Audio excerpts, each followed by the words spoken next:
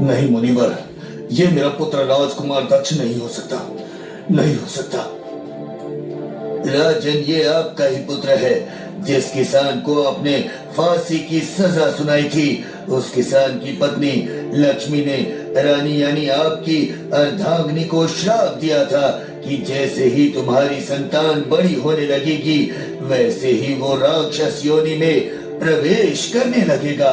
हाँ, मुनिवर आप कोई रास्ता बताइए ताकि राजकुमार दक्ष अपने असली रूप में आ जाए। प्रजापति, रास्ता सरल है लेकिन उसे पार कर पाना बहुत मुश्किल। यहाँ से कुछ ही दूर पर एक मायावी झरना बहता है। उस झरने के पास जाकर आपको निर्वस्त्र होना है। और घने जंगल के किनारे बसे छोटे से गांव में एक साधु बाबा रहते थे। उनका जीवन सादगी और सेवा का प्रतीक था। वे अपनी छोटी सी कुटिया में रहते, जहाँ न कोई सुख सुविधा थी और ना ही कोई लालच। हर सुबह साधु बाबा अपने हाथ में लकड़ी की लाठी लेकर गांव में निकलते। उनके चेहरे पर गहरी शांति और आंखों में करुणा होती। वे गांव वालों को पुकारते, अन्नदाता, जो कुछ भी घर में बचा हो दान करो। किसी भूखे का पेट भरने से बड़ा पुण्य नहीं है। हाँ। एक महिला दरवाजे पर आई और बोली, बाबा, मेरे पास ज्यादा कुछ नहीं है, एक रोटी और थोड़ा गुड़ है। बेटी, ये रोटी और गुड़ किसी भूखे की भूख मिटाएगा। दान का महत्व उसके आकार में नहीं बल्कि भाव में है। ईश्वर तुम्हारी रक्षा करेगा। हाँ।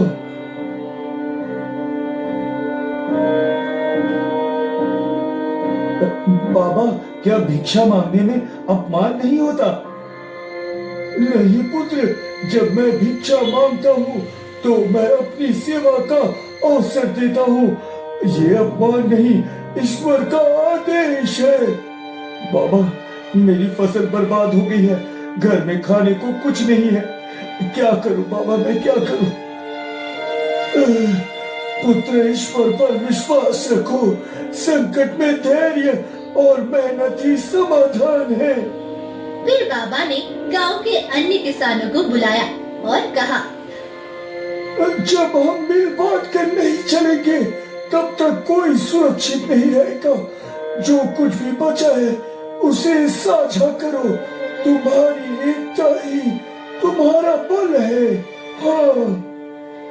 बाबा, मेरे घर में कलह का माहौल है। मेरे माता पिता और मेरी पत्नी के बीच हर समय झगड़ा होता है। चाहे मैं कुछ भी कर लूं, सब असंतुष्ट रहते हैं। ये सब मेरी सहन शक्ति के बाहर हो रहा है। कृपया मुझे रास्ता दिखाइए। पुत्र, परिवार एक वृक्ष के समान होता है। इसकी जड़ें प्रेम और विश्वास है। यदि जड़ों को पानी नहीं मिलेगा तो शाखाएं सूख जाएंगी। अपने माता पिता को उनका सम्मान और स्थान दो। वो तुम्हारी जड़ें हैं जिन्होंने तुम्हें पोषित किया। साथ ही अपनी पत्नी को विश्वास दो।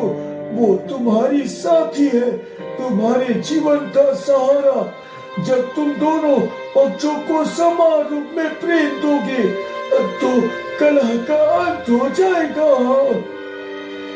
पर बाबा, मैं क्या करूं जब दोनों पक्ष एक दूसरे को समझना ही नहीं चाहते? पुत्र, समझ को बढ़ाने का कार्य तुम्हारा है। अपने माता पिता को बताओ कि पत्नी घर की लक्ष्मी है और पत्नी को समझाओ कि माता पिता का स्थान देवताओं जैसा है। जब तुम प्रेम और संयम से बात करोगे तो धीरे धीरे समझ बढ़ेगी। हाँ। ठीक है बाबा, अब मैं ऐसा ही करने की कोशिश करूंगा। हाँ, अब मैं चलता हूँ।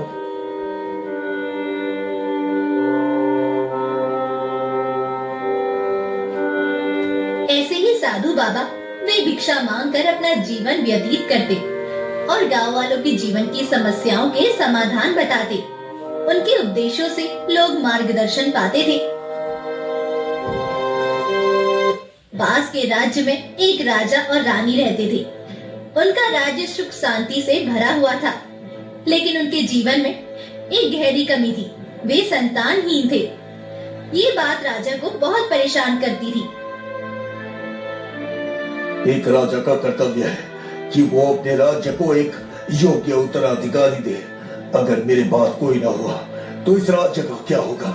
क्या मेरी मेहनत और पूर्वजों की विरासत यूं ही मिट जाएगी?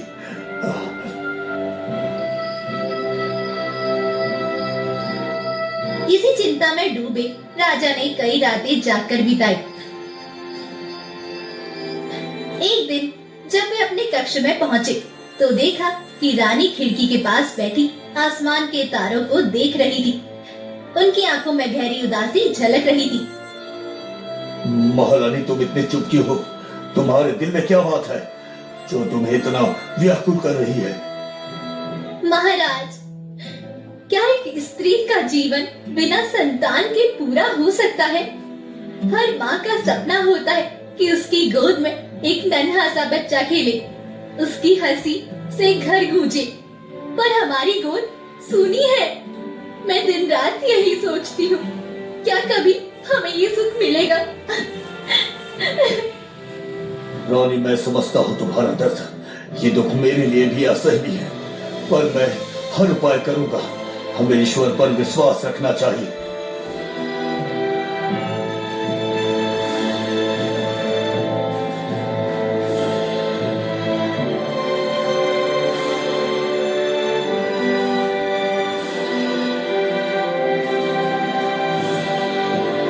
अगले दिन राजा और रानी ने अपनी चिंता अपने मंत्री से साझा की। मंत्री राज्य के सबसे अनुभवी और बुद्धिमान व्यक्ति थे।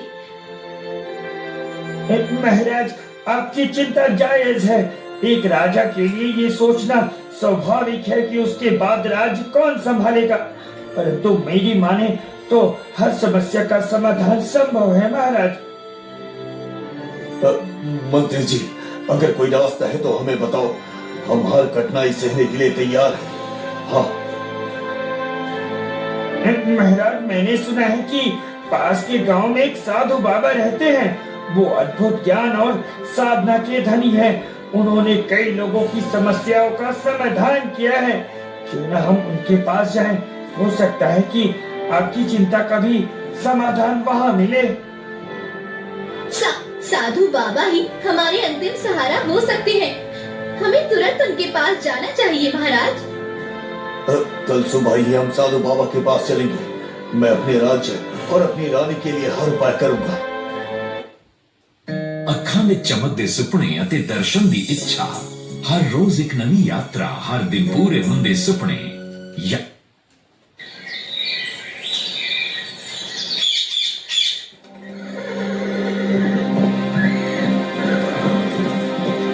अगले दिन राजा, रानी और मंत्री साधु बाबा की कुटिया पहुँचे। साधु बाबा ध्यान में बैठे थे। उनके चेहरे पर शांति और तेज था। राजा ने प्रणाम करते हुए कहा, बाबा, हम आपके पास अपनी समस्या का समाधान ढूंढने आए हैं। हमारी कोई संतान नहीं है और ये बात हमें बहुत कष्ट देती है। कृपया हमें मार्गदर्शन दे। कृपया हमें मार्गदर्शन दे बाबा। साधु बाबा ने आंखें खोली और राजा को देखा। महाराज, संतान का सुख बहुत बड़ा वरदान है, परंतु हर वरदान अपने साथ कुछ परीक्षा लेकर भी आता है। क्या तुम उसकी कीमत चुकाने को तैयार हो? अब बताओ। बाबा, हमें संतान चाहिए। हम हर कठिनाई सहने को तैयार हैं। हाँ, ध्यान से सुनो। तुम्हें संतान तो प्राप्त होगी, पर वो साधारण नहीं होगी। वो राक्षसी रूप में जन्म लेगी। जैसे जैसे वो बढ़ेगा, राज्य पर संकट आएगा, यहाँ तक कि उसकी वजह से तुम्हारी और रानी की मृत्यु भी संभव है। क्या तुम इस परिणाम को स्वीकार करोगे? बताओ। राजा ने कुछ देर सोचा और फिर कहा, बाबा, एक राजा का धर्म है कि वो अपनी प्रजा और राज्य की चिंता करे, परंतु एक इंसान का धर्म है कि वो अपनी संतान का पालन करे। हम उस संतान को हर हाल में अपनाएंगे। कृपया हमें मार्ग दिखाइए। तुम्हारा निर्णय अटल है तो ईश्वर की इच्छा यही सही। मैं तुम्हें एक फल दूंगा, रानी इसे रात में खाकर सो जाए, इससे तुम्हें संतान की प्राप्ति होगी। परंतु याद रखना, ये फल केवल तुम्हारी इच्छाओं की पूर्ति करेगा, पर उसकी कीमत भी चुकानी होगी। हाँ। धन्यवाद बाबा, हम आपकी आज्ञा का पालन करेंगे। साधु बाबा ने उन्हें एक चमकीला फल दिया और कहा, अच्छा अब जाओ और जो होगा उसे ईश्वर का वरदान मानकर स्वीकार करो। रानी और राजा साधु बाबा को प्रणाम करके महल लौट आए।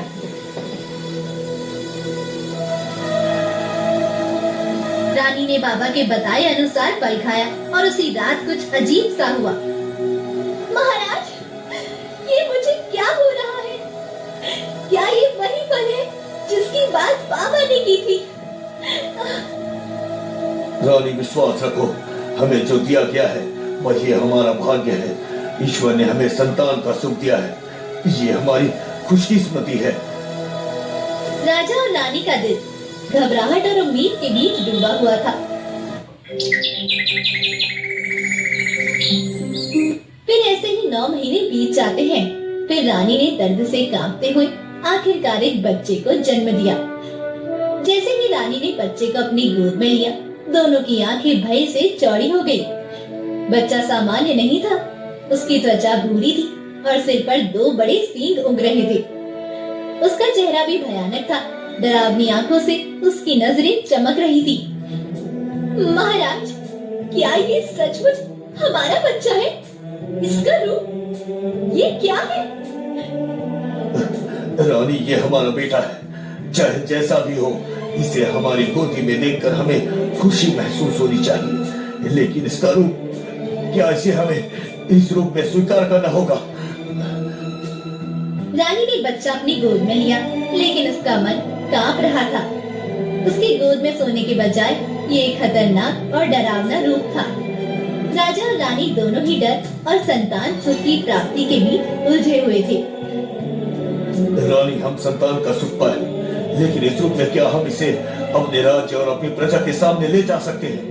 ये सब कुछ अजीब सा महसूस हो रहा है रानी, अजीब सा महसूस हो रहा है। रानी चुप रही। उसकी आंखों में डर और चिंता साफ दिखाई दे रही थी। उसने बच्चे को देखा और फिर राजा की तरफ देखा, जैसे वो समझ नहीं पा रही हो कि अब क्या किया जाए।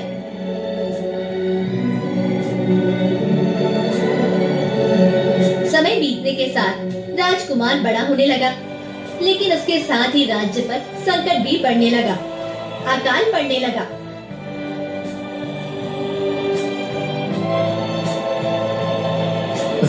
क्या ये सब हमारे बेटे की वजह से हो रहा है? हम क्या करें? हम अपनी प्रजा को कैसे इस दुख से उबार सकते हैं? महाराज, क्या हमें अब भी इस बच्चे को स्वीकार करना चाहिए? उसकी वजह से तो हम मुसीबत में हैं। हर दिन हमारी परेशानी बढ़ती ही जा रही है। रानी, ये बच्चा हमारा है। ये वही संतान है जिसकी हमने लंबे समय से कामना की थी। मैं ना तो इसे मार सकता हूँ और ना ही हमारी प्रजा को और कष्ट में डाल सकता हूँ। अब मैं क्या करूँ? राजा और रानी दोनों ही घबराए हुए थे। राजकुमार के रूप और उसके कारण उत्पन्न संकट ने पूरे राज्य को संकट में डाल दिया था। प्रजा भूख और अकाल से त्रस्त थी और जानवरों की मौत से राज्य का संतुलन बिगड़ने लगा था। Every single year, billions are spent on cybersecurity, and every year it still fails. Not because we are doing it wrong, because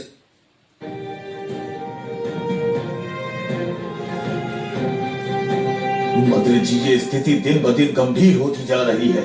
हमारे राजकुमार का रूप हमारे लिए अभिशाप बन गया है।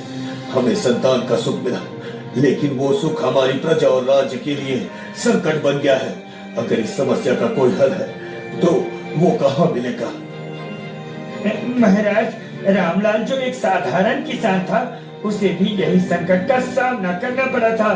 जब उसका जीवन अंधकार में था, तब एक बूढ़ी महिला ने उसकी मदद की। वो महिला केवल बुद्धिमान ही नहीं, बल्कि उसके पास गहरे जीवन ज्ञान का भंडार था। रामलाल की मुसीबतें हल हुई और उसकी समस्या का समाधान उसी महिला से मिला। तो क्या तुम मानते हो कि वही महिला हमसे मिल सकती है? हमारी स्थिति तो और भी जटिल हो गई है। राजकुमार का रूप डरावना है और राज्य पर अकाल, जानवरों की मृत्यु और भूखमरी का संकट बढ़ता जा रहा है। क्या उस महिला के पास कोई हल है? बताओ हमें। महाराज, हमें पूरा विश्वास है कि वो महिला आपके लिए कुछ हल निकाल सकती है। हालांकि हमें ये बात सोच समझ कर करनी होगी, लेकिन अगर रामलाल ने उसकी मदद से अपनी समस्याओं का हल निकाला तो हम भी उस रास्ते पर चल सकते हैं। हाँ। अच्छा ठीक है मंत्री जी, अब मैं रामलाल से मिलने जाऊंगा। वो चाहे साधारण किसान हो, लेकिन उसकी समझ और अनुभव मुझे बहुत कुछ सिखाएगा। राजा ने तुरंत रामलाल के पास जाने का निश्चय किया।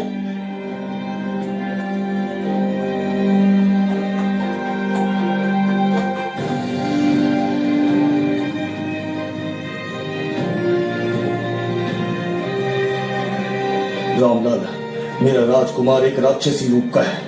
सुना है तुम्हारी भी ऐसी स्थिति थी। क्या तुम हमें इस बारे में कुछ बता सकते हो? महाराज, हमारे गांव में भी अकाल पड़ा था और मेरी संतान का जन्म राक्षसी रूप में हुआ था। उससे बहुत मुसीबतें आई महाराज। क्या तुम्हारा बच्चा भी ऐसा था और वो संकट का कारण बना? हाँ महाराज, लेकिन एक बूढ़ी महिला ने मुझे रास्ता दिखाया। उसने कहा था कि एक विशेष उपाय से ही हम संकट से बाहर निकल सकते हैं। रामलाल, मुझे उसी महिला से मदद चाहिए। राज्य की स्थिति बिगड़ रही है। कृपया मुझे जल्द से उस महिला तक ले चलो। महाराज, मुझे पूरा विश्वास है कि वो महिला हमें रास्ता दिखाएगी। वो बहुत दूर रहती है, लेकिन मैं आपको वहां तक ले जाऊंगा महाराज। राजा और रामलाल कुछ दिन यात्रा करते रहे।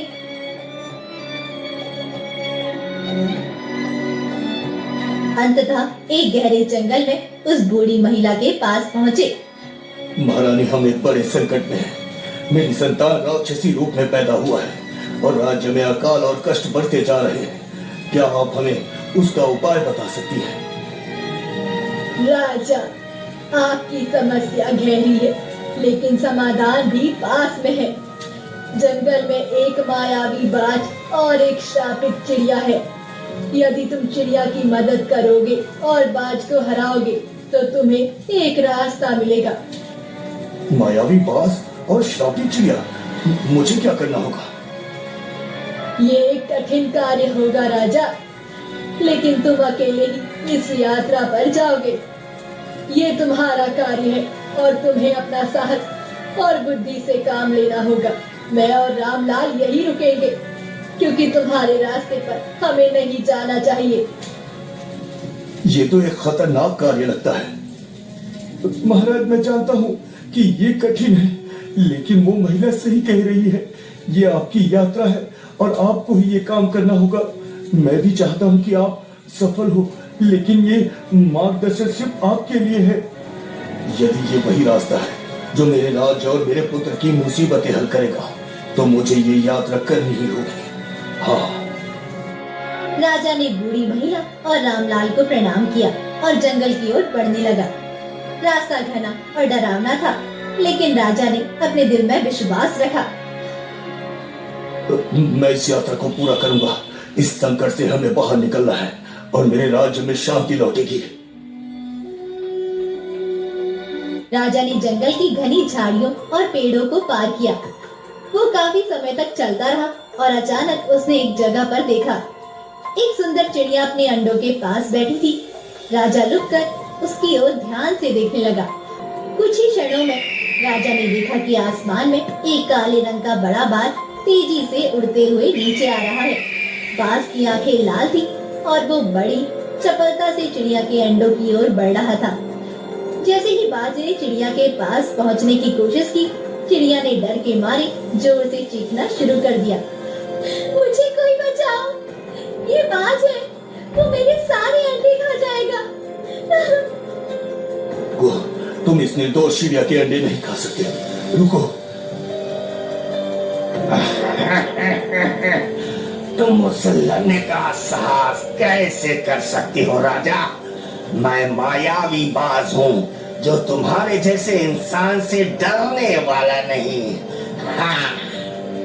ये मेरी आखिरी उम्मीद है। इस चिड़िया और अंडे की जान बचाने के लिए मुझे अपनी पूरी ताकत लगा देनी होगी। हाँ। राजा ने तलवार से बाज पर हमला करने के लिए छलांग लगाई। बाज ने राजा की दिशा को भागते हुए तेजी से झपटा और अपनी चोट से राजा को घायल करने की कोशिश की, लेकिन राजा बाज के पंजों को निशाना बनाकर अपनी तलवार मारी और जैसे ही बाज ने पंजे खींचने की कोशिश की, राजा ने चिड़िया को झपटा और उसे बाज के पंजों से छुड़ा लिया। चिड़िया, तुम अब सुरक्षित हो। मैं तुम्हें बचा लाया हूँ। चिड़िया के आसपास अचानक एक तेज चमक फैलने लगी। उसकी आंखों में एक अद्भुत चमक आई और उसका रूप रेखा बदलने लगा। वो अब एक सुंदर परी में परिवर्तित हो चुकी थी। राजा, तुमने मेरी जान बचाई और तुमसे बड़ा कोई साहसी और दयालु व्यक्ति नहीं हो सकता। तुम्हारी मदद से मेरे अंडे सुरक्षित हो गए, जिनसे नए बच्चे निकले नहीं थे। तुम तो एक चिड़िया थी, ये कैसे संभव हुआ? हाँ राजा, मुझे एक तांत्रिक ने श्राप दिया था और उसी की वजह से मैं चिड़िया में बदल गई थी। ये एक कठोर श्राप था जिससे मुझे उबारने का कोई रास्ता नहीं था, लेकिन अब तुम्हारी मदद से मैं अपने असली रूप में वापस आ गई हूँ। ये बहुत दुखद है परी। तुम्हारी कठिनाइयों को देखकर अपनी स्थिति और जटिल लगने लगी है। मेरे पुत्र का रूप डरावना है और राज्य की समस्याएं लगातार बढ़ती जा रही है। क्या तुम मुझे कोई समाधान बता सकती हो? राजा, तुम्हारी समस्या सच में गहरी है, लेकिन मैं तुम्हारी मदद करूंगी। तुम्हें एक जादुई फल की आवश्यकता है जो पेड़ पर मिलेगा। ये फल तुम्हारे राज्य की समस्याओं को हल कर देगा और तुम्हारे पुत्र के रूप को भी सही कर देगा। ये फल मुझे कहाँ मिलेगा परी जी? राजा, तुम उसी पेड़ के पास हो जहाँ ये जादुई फल उगते हैं। तुम्हें बस रात तक का इंतजार करना होगा। जैसे ही सूरज डूबेगा, पेड़ पर चमकते हुए फल उगाएंगे। इनमें से एक फल तोड़ो और अपने पुत्र को खिलाओ। इसके बाद सारी समस्याएं हल हो जाएंगी। लेकिन ध्यान रखना, इस फल को तोड़ने के बाद तुम्हें तुरंत ही अपने पुत्र के पास जाना होगा, नहीं तो ये फल बेकार हो जाएगा। तुमने जो कहा मैं वही करूंगा। मैं इंतजार करूंगा और जैसे ही फल आएंगे उसे तोड़कर अपने पुत्र को दूंगा। धन्यवाद परी। राजा, मैं जा रही हूँ। तुम्हारी मदद के लिए हमेशा तैयार हूँ। तुम्हारा बहुत बहुत धन्यवाद परी, बहुत बहुत धन्यवाद। परी के जाते ही राजा ने अपना ध्यान उस पेड़ पर केंद्रित किया। वो जानते थे कि ये फल उनकी उम्मीद और संकट का समाधान हो सकता है। धीरे धीरे शाम होने लगी और पेड़ पर चमकते हुए फल उगने लगे। राजा ने उत्सुकता और उम्मीद से उन चमकते फलों को देखा। ये वही फल है। अब मेरी उम्मीद पूरी होगी। हाँ, मेरी उम्मीद पूरी होगी। लेकिन जैसे ही राजा ने हाथ बढ़ाया और फल तोड़ने की कोशिश की, अचानक पेड़ की आवाज सुनाई दी। रुको राजन, इस फल की एक विचित्र बात है। अगर तुम इसे तोड़ते हो और इसे किसी को तुरंत नहीं खिलाते हो तो ये फल बेकार हो जाएगा और तुम्हारी सारी उम्मीदें नष्ट हो जाएंगी। तुम्हें इसे ध्यान से प्रयोग करना होगा। हाँ राजन, तुम्हें ये फल तोड़ने के बाद तुरंत अपने पुत्र को खिलाना होगा, नहीं तो ये अपना असर खो देगा। समय का ध्यान रखना राजन। इतना कहकर पेड़ शांत हो जाता है और राजा परेशान होकर सोचने लगता है।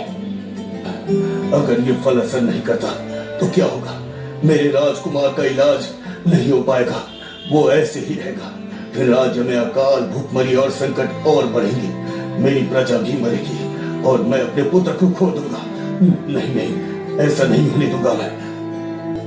राजा चिंता में घिरा फल को लेकर महल की ओर बढ़ने के लिए बैठ जाता है। तभी अचानक परी प्रकट होती है। क्या हुआ राजन? तुम इतने परेशान क्यों हो? तुमने फल तोड़ लिया तो महल क्यों नहीं जा रही हो? परी, मैंने फल तोड़ लिया है, लेकिन पेड़ ने मुझे चेतावनी दी है। उसने कहा है मुझे इस फल को तुरंत अपने राजकुमार को खिलाना होगा, नहीं तो ये अपना असर खो देगा। मैं डर रहा हूँ कि अगर मैंने ये गलती की तो राजकुमार का रूप ठीक नहीं होगा और हमारे राज्य की समस्याएं बढ़ जाएंगी। मुझे समझ नहीं आ रहा, मैं क्या करूं? राजन, तुम्हारे मन में चिंता है, लेकिन तुम चिंता मत करो।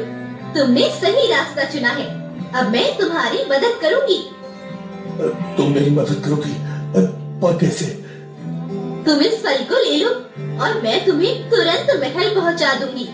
तुम्हें चिंता करने की कोई जरूरत नहीं है। मैं जादू से तुम्हें वहां तक ले जाऊंगी ताकि तुम फल को राजकुमार को समय पर दे सको। राजा एक पल में गायब हो गया। परी की जादुई शक्ति ने उसे राजमहल तक पहुंचा दिया। राजा तुरंत राजकुमार के पास गए। रानी, ये फल हमें एक परी ने दिया है। उसने कहा है इससे राजकुमार को खिलाने से उसकी समस्याएं हल हो जाएंगी। क्या ये सच है महाराज? क्या हमारे बेटे का रूप ठीक हो जाएगा? हमने बहुत कुछ खो दिया है, लेकिन अब हमें उम्मीद है कि इससे राजकुमार ठीक हो जाएंगे। जैसे ही राजकुमार ने फल खाया, उसकी आंखों में चमक आ गई और धीरे धीरे उसका रूप बदलने लगा। पिताजी, माँ, क्या हो रहा है? मैं क्या था और अब क्या हूँ? पिताजी, मैं ठीक हूँ पिताजी। अब तो वही हो जो हम चाहते थे, एक सामान्य प्यारा बेटा। हम सबका दुख और डर खत्म हो गया। तुम ठीक हो बेटे? मेरे बेटे, तुम ठीक हो? मुझे यकीन नहीं हो रहा। तुम हम जैसे हो गए और अब सब कुछ ठीक है। ये सब मेरे लिए सपना सा है।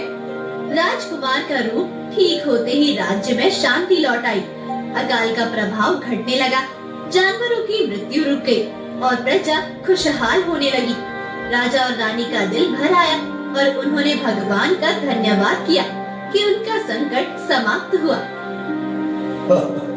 हमने जो चाहा वो हमें मिला, पर हमें याद दिलाता है कि वो वरदान के साथ कुछ परीक्षा भी आती है। हम न सिर्फ अपनी इच्छा बल्कि उनके परिणामों को भी समझे। राजा, रानी और राजकुमार ने अपने राज्य को फिर से समृद्ध किया और भविष्य में हर निर्णय सावधानी से लिया।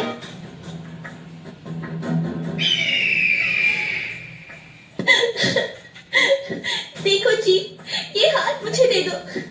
ये हार मेरी माँ की आखिरी निशानी है। ऐसे कैसे वापस लौटा दूं? मुझे मेरे भाई के मौत का बदला इस राज्य के राजा यानी तुम्हारे पति वरुण प्रताप से बदला लेना है। तुम महल जाओ और उस वरुण प्रताप को यहाँ मेरे कदमों में आने को बोलो। ठीक है जी, पर ये हार तुम महाराज के सिवाय किसी को मत देना। मैं महाराज को लेकर आती हूँ। ऐसा बोलकर रानी वहाँ से महल की ओर चली जाती है। मिराटगढ़ में एक वरुण प्रताप नाम का राजा राज्य करता था। वो अपनी महारानी निर्मला से बहुत प्रेम करते थे। एक दिन शाम का समय था। रानी अपने महल के बगीचे में कुछ सहेलियों के साथ बैठी हुई थी। तभी उनकी एक सहेली मेहरू ने कहा, महारानी, सुना है आपकी माँ रानी नीलम ने मरने से पहले आपको एक बहुत ही कीमती हार दिया था। उसके अंदर जो नीले रंग के नगीने हैं वो पाताल लोक के हैं। अगर आपके पास वो इतना बेशकीमती हार है तो आज तक आपने उसको पहना क्यों नहीं? क्या पाताल लोक के नगीने? क्या मेहरू सच बोल रही है महारानी? हाँ, माँ ने मुझे वो हार दिया था, पर मुझे उसके कीमती नगीने से नहीं, उस हार से प्रेम है, क्योंकि वो मेरी माँ की आखिरी निशानी है और मैं उसको संभाल कर रखती हूँ। सोने से पहले और जागने के बाद मैं उसको जरूर देखती हूँ। मुझे उसको देखकर ऐसा लगता है कि जैसे कि मेरी माँ मेरे ही साथ है। वो माँ के लिए बहुत खास था और मेरे लिए मेरी माँ। आप उसको संभाल कर रखती है, ये तो आपका प्यार है महारानी, वरना जिसके पास ऐसा हार हो वो इस दुनिया का सबसे खुशकिस्मत इंसान है। कजरी, तुम ठीक कह रही हो महारानी, हम उस हार को एक बार देखना चाहते हैं। हाँ हाँ, जरूर। इतना बोलकर महारानी ने अपनी दासी को हुक्म दिया। कुछ ही समय बाद वो दासी एक सुंदर बक्से में वो हार लेकर वहां आ गई। महारानी ने जैसे ही उस हार को बक्से से बाहर निकाला, तभी वहां एक चील चींची करती हुई आ गई और महारानी के हाथ से वो हार अपनी चोंच में लेके आसमान में उड़ गई। ये कैसे हो सकता है? ये चील हमारा हार कैसे ले जा सकती है? वो हार हमारी माँ की आखिरी निशानी थी। महारानी भागती हुई राजा के पास आती है और उनको सारी बात बता देती है। ये आप क्या कह रही है महारानी? चील कैसे वो हार ले जा सकता है? यही सच है महाराज। और फिक्र न कीजिए महारानी, हम अभी मंत्री जी से बोलकर हार को तलाश करवाते हैं। राजा ने मंत्री को बुलाया। मंत्री जी, महारानी का हार एक चील ले गया है, आप उसको जल्द से जल्द ढूंढे। महाराज वो चील है, कोई इंसान तो नहीं जो उसको ढूंढ के हार वापस ला लिया जाए। वो पक्षी है महाराज, आज यहाँ कल वहाँ। वो बेशकीमती हार महारानी के लिए बहुत खास है, हम ऐसे हाथ पे हाथ रखकर तो नहीं बैठ सकते ना मंत्री जी।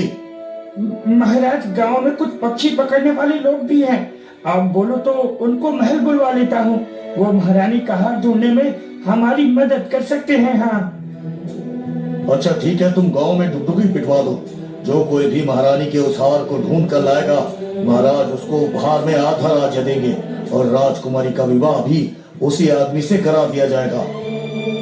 महाराज आपको जो फैसला लेना है वो सोच समझ कर लेना होगा। आधा राज्य और राजकुमारी का विवाह आप ऐसे किसी भी इंसान से कैसे कर सकते हैं? नहीं मंत्री जी, हम फैसला दे चुके हैं, बस तुम गांव में ये बात पहुंचा दो।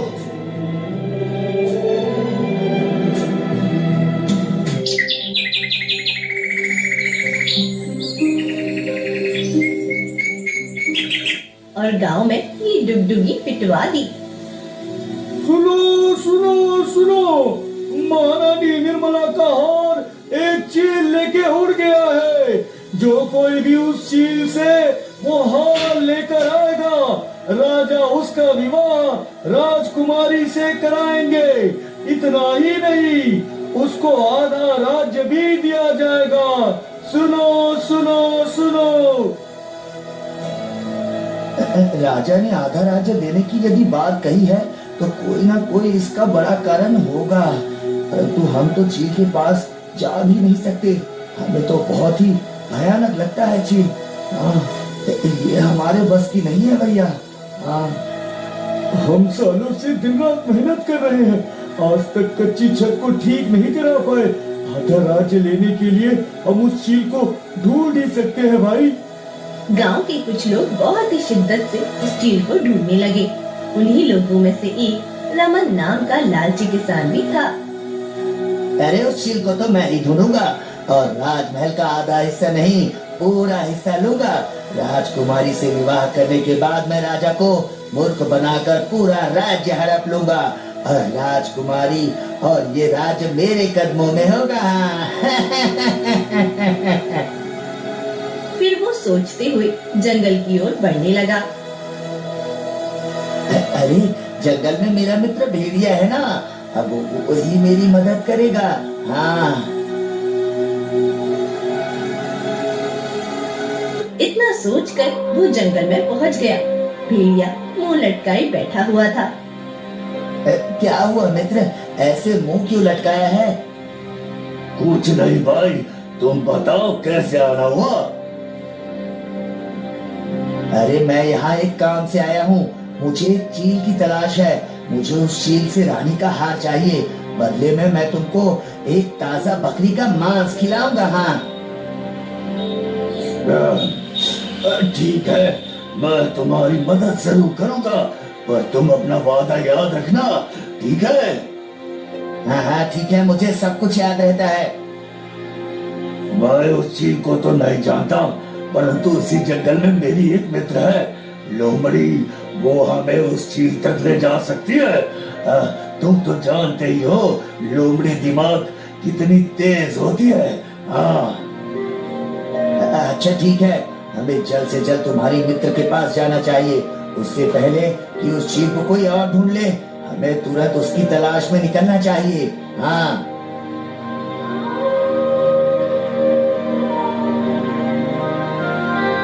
भेड़िया और रमन दोनों लोमड़ी के पास पहुंच जाते हैं। क्या हुआ भेड़िया, तुम आज यहाँ क्यों आई हो? जंगल में सब ठीक है ना? ये मेरा मित्र रमन है, इसको एक चील की तलाश है। उस चील के पास राजा का हार है, उसको वही हार चाहिए। क्या तुम हमारी मदद कर सकती हो? हाँ बिल्कुल, परंतु उस चील को तो मैं भी नहीं जानती। लेकिन हाँ, तुम दोनों के साथ मिलकर उसको ढूंढ सकती हूँ और मुझे यकीन है हम जल्द ही उस चील तक पहुँच जाएंगे। वो तीनों जंगल के अंदर चल देते हैं। अभी वो कुछ ही दूर चले थे कि उनको किसी के चीखने की आवाज आई। अरे ये कौन चीखा? मुझे तो कोई मनुष्य लगता है। इतने घने जंगल में मनुष्य? चलो चलकर देखते हैं, क्या पता उससे ही कोई सुराग मिल जाए। हाँ लोमड़ी, तुम ठीक कह रही हो। नो उस तरफ चल देते हैं जहाँ से वो चीख की आवाज आई थी। उन्होंने वहां आकर देखा जहाँ एक कुटिया थी। इस कुटिया के अंदर से ही आवाज आई थी। हमें अंदर चलकर देखना चाहिए। लोमड़ी, रमन और भेड़िया कुटिया के अंदर चले गए। अंदर आकर उन्होंने देखा एक साधु बाबा जमीन पर पड़े हुए थे। वो पूरी तरह तड़प रहे थे। बाबा, बाबा, आपको क्या हुआ है? बेटा, मैं तो अपनी साधना में लीन था। अचानक ही एक जहरीले सांप ने मुझे आकर काट लिया। उसका जहर मेरे पूरे शरीर में फैल रहा है। तुम मेरी मदद करो। क्या साधु बाबा, आपको जहरीले सांप ने काटा है? हम आपकी मदद कैसे कर सकते हैं?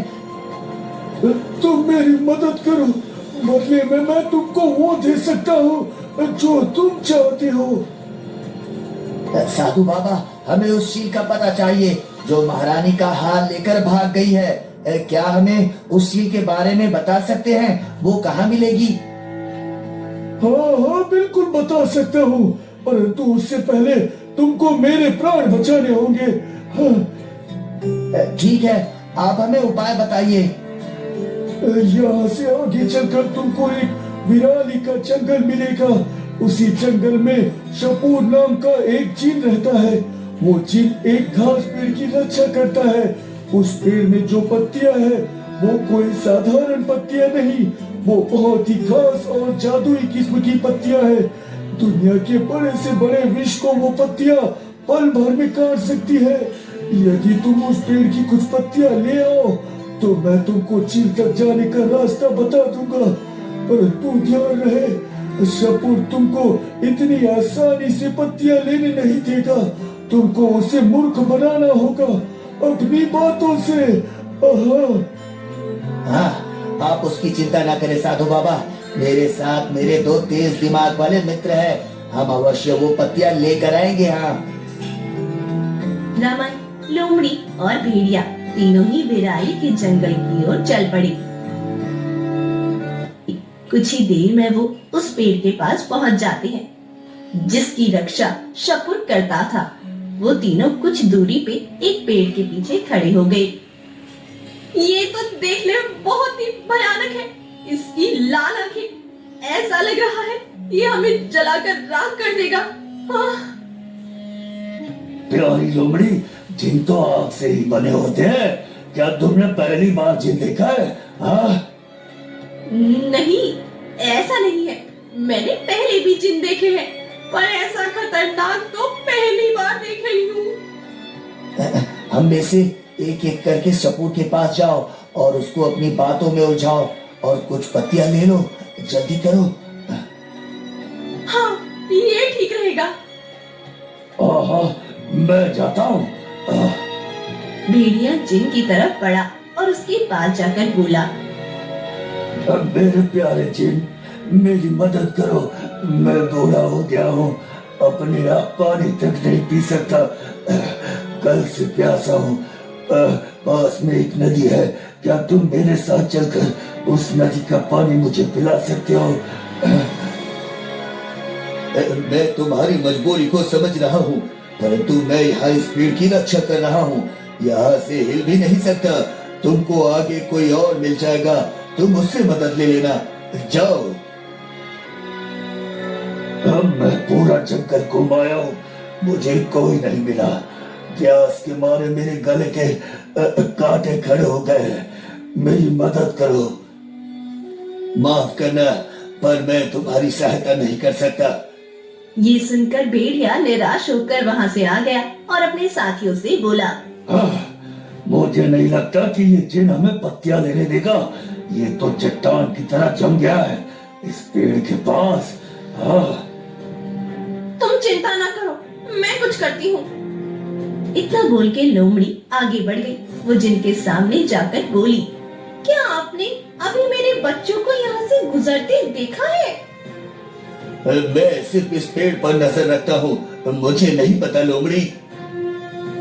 मेरे बच्चों को कोई शिकारी उठा ले गया है। मेरे बच्चे अभी बहुत छोटे हैं, खुद से कुछ खा नहीं पाते। अगर शिकारी ने उनका शिकार कर लिया तो मैं जीते जी मर जाऊंगी। मैं अपने बच्चों को ऐसे नहीं खो सकती। आप मेरी मदद कीजिए। मेरे बच्चों को ढूंढने में आप तो एक नेक दिल के जिन लगते हैं। मैं तुम्हारी मदद नहीं कर सकता, मुझे माफ करना।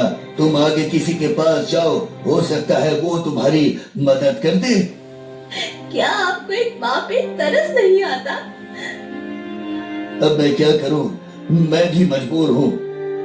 भेड़िया और लोमड़ी दोनों की चाल भी भंग हो जाती है। तभी रमन बोलता है, आखिरी मौका है हमारे पास। अगर अब भी जिन ने हमारी मदद नहीं की तो ये राज्य यहाँ से चला जाएगा और राजकुमारी भी। ऐसे भी करके इस जिन को अपने झांसे में लेना ही होगा। हाँ, तुम ठीक कह रहे हो मित्र। तुम एक मनुष्य हो और मनुष्य के पास अकल का खजाना होता है। तुम जाओ और पूरी कोशिश करो, उसको बातों में उलझाओ। मैं और भेड़िया पीछे से पेड़ की पत्तियां तोड़ लेंगे। अच्छा ठीक है, मैं कोशिश करता हूँ। हमारे पास वक्त बहुत कम है। रमन जिन की तरफ बढ़ा। उसने जानबूझकर जिन की तरफ अपनी पीठ की, जैसे उसको पता ही नहीं हो जिन उसके पीछे है। वो अपनी धुन में चला जा रहा था। बहुत जोर जोर से रोते हुए वो बोलता है, भगवान, मेरे 2 बैलों में से किसी एक को तो मिला दो। आपको तो पता ही है, मैं अपने बैलों के बिना कुछ नहीं कर पाऊंगा। उसके बिना खेती नहीं होगी तो बच्चों को क्या खिलाऊंगा? सर पे जमींदार का कर्जा है, कहाँ से चुकाऊंगा? अगर आज मेरे बैल नहीं मिले तो मैं पहाड़ी से कूद के अपनी जान दे दूंगा। किसी को पता नहीं लगेगा रमन कहाँ गया। ये इंसान तो अपनी जान देने पे तुला हुआ है, मुझे इसको जान देने से रोकना होगा। हाँ। जिन उसकी तरफ बढ़ा। अरे ऐसा क्या हो गया? तुम ऐसे अपनी जान देने पे क्यों तुले हो? तुम्हारे बैल मिल जाएंगे। क्या तुमने मेरी बात सुन ली? पर मैं ये तो किसी को नहीं बताना चाहता था। अरे तुम फिक्र मत करो, मैं किसी को कुछ नहीं बताऊंगा। बस भरोसा रखो, तुम्हारे बैल जल्द ही मिल जाएंगे। और जान देना बहादुरी नहीं है, कायरता है, कायरता। मैं शरीर से बहुत कमजोर हूँ, बिना बैलों के काम नहीं कर पाता हूँ। नए बैल भी नहीं खरीद सकता, धन नहीं है मेरे पास। अब मेरे पास कोई चारा नहीं है। रुको, मैं तुमको एक रास्ता बताता हूँ। इतना बोलकर जिन उसके साथ पेड़ से थोड़ा आगे आ गया और रमन से बातें करने में इतना मगन हो गया कि उसको पता ही नहीं लगा कि पीछे लोमड़ी और भेड़िया उस पेड़ की पत्तियां तोड़ रही हैं। पत्तियां तोड़ते ही लोमड़ी और भेड़िया वहाँ से भाग गए। रमन की नजर भी उन्हीं पे थी। जब उसने देखा लोमड़ी के मुंह में वो पत्तियां हैं, तो उसने जिन से कहा, तुम्हारा बहुत बहुत धन्यवाद। आज तुम नहीं होते तो मैं अपनी जान दे देता। तुमने मुझे सही रास्ता बताया। अब मैं अपनी जान देने के बारे में कभी नहीं सोचूंगा, कभी भी नहीं। अब मैं चलता हूँ मेरे भाई।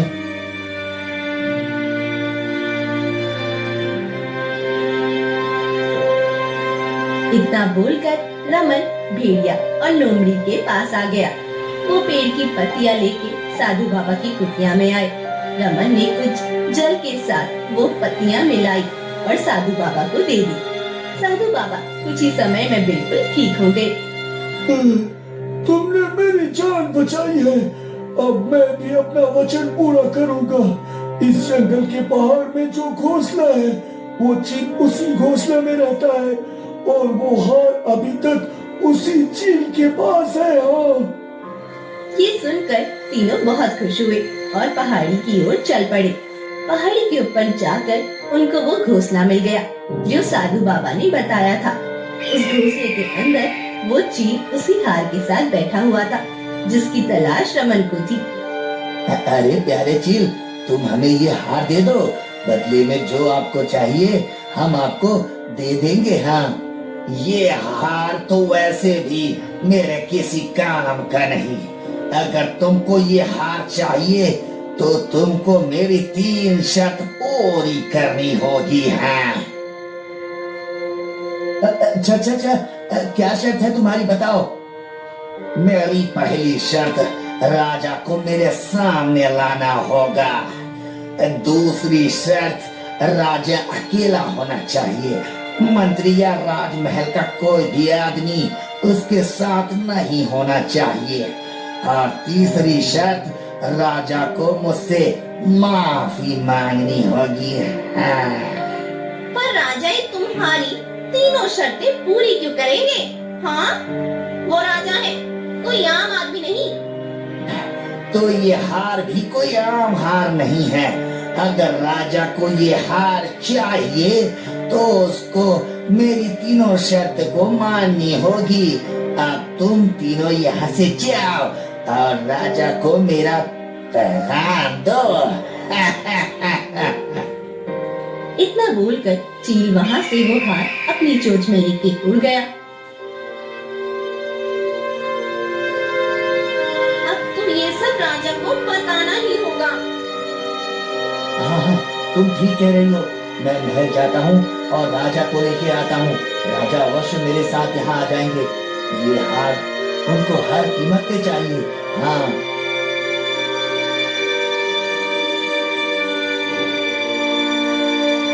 रमन महल आया। उसने राजा को सारी बातें बता दी। वो चील हमसे ये तीनों शर्त क्यों मनवाना चाहता है? पता नहीं महाराज, अब तो वो चील वहाँ से उड़ भी गया और बोल के गया है जब आप वहाँ जाएंगे तो ये हार दे देगा, इसके अलावा किसी और को नहीं देगा। हम तुम्हारे साथ चलते हैं, देखते हैं आखिर क्या माजरा है। राजा रमन के साथ जंगल की ओर चल दिए। वो चील के उसी घोंसले के पास आ गए जहाँ वो चील रहता था। आ गए राजन, बहुत प्रतीक्षा की मैंने। हाँ की, आ गए। हाँ, मैं राजा को ले आया हूँ। अब तुम बताओ, तुमको राजा से माफी क्यों मंगवानी है? बहुत समय पहले की बात है। हम 2 भाई थे, बड़े ही आजाद से आसमान में दोनों भाई भोजन की तलाश में एक दिन उड़ रहे थे। तभी राजा ने मेरे भाई को तीर मार दिया, जिससे मेरा भाई मर गया और मैं उसके बिना जैसे अपनी सांसें पूरी कर रहा हूँ। तुमने ये हार क्यों चुराया? तुमको तो मुझसे माफी मंगवानी थी ना। और सच बोलूं तो मुझे नहीं पता था जिस चील की हमने जान दी वो किसी का भाई था। आप महारानी से बहुत प्रेम करती हैं और महारानी को ये हार बहुत प्रिय है। उनकी माँ की आखिरी निशानी भी तो है। वो उससे ज्यादा इसकी रक्षा करती है, इसलिए इसको उठा लाया। उनका हार गुम जाने से आप इतना परेशान हैं, कुछ भी करने के लिए तैयार हैं, यहाँ तक कि अपना आधा राज्य और राजकुमारी का विवाह तक करा देना चाहते हैं उस इंसान के साथ जो इस हार को मुझसे लाकर आपको देगा। यही तो मैं चाहता था, आपको माफी मांगने के लिए मजबूर करना, और देखो आप मजबूर भी हो गए।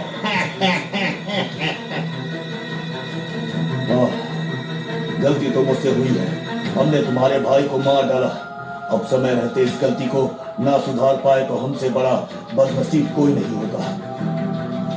फिर राजा ने चील से माफी मांगते हुए कहा, मुझे माफ कर दो, मैंने तुम्हारे भाई की जान ली, हमसे भूल हो गई, हमने तुम्हारे भाई को मार डाला। अब मैं सुकून से मर पाऊंगा। अपने भाई के हत्यारे से बस माफी ही मंगवाना चाहता था, मुझे इस हार से कोई लेना देना नहीं। इतना बोलकर चील ने वो हार राजा को दे दिया। हार देख के राजा बहुत खुश हुए और रमन को मानो कि सीने पे सांप लौट गया हो। अरे सारी मेहनत मैंने की, इस चील ने तो इस राजा को आसानी से माफ कर दिया और हार भी दे दिया। अब मैं क्या करूं? ये आप हमें दे दीजिए, हम महल जाकर आपको लौटा देंगे। आप तो राजा हो, ऐसे बोझ लेके चलने की आदत नहीं होगी ना आपको? हाँ? ये बोझ नहीं, हमारी जिम्मेदारी है। तुमने वाकई ही बहुत मेहनत की है इस हार को ढूंढने में, इसका इनाम हम तुमको जरूर देंगे। ये सुनकर रमन फिर से खुश हो गया। अब तो राजकुमारी का विवाह मुझसे होगा, आधा राज्य भी मिलेगा। उसके बाद राजा और रानी को महल से बाहर निकाल दूंगा, पूरे महल में राज करूंगा और इस राज्य का सबसे शक्तिशाली राजा बन जाऊंगा। मेरे चारों तरफ दास और दासियां होंगी, बड़े बड़े पंखे चूर रहे होंगे, मंत्री मेरे इशारे का इंतजार करेंगे। राजा ने रमन को खुद से ही ऐसे मुस्कुराते हुए देखा तो बोले, अरे क्या हुआ रमन, अकेले अकेले क्यों मुस्कुरा रहे हो ऐसे? नहीं तो महाराज, वो बस थोड़ी सी थकान आ रही थी। बहुत मेहनत की है ना इस हार को ढूंढने में, तो आराम नहीं कर पाया। बदन का अंग अंग दर्द कर रहा है। अब महल में जाकर ही आराम करूंगा। हाँ, मेहनत तो तुमने बहुत की है और इनाम भी तो बनता है। हाँ।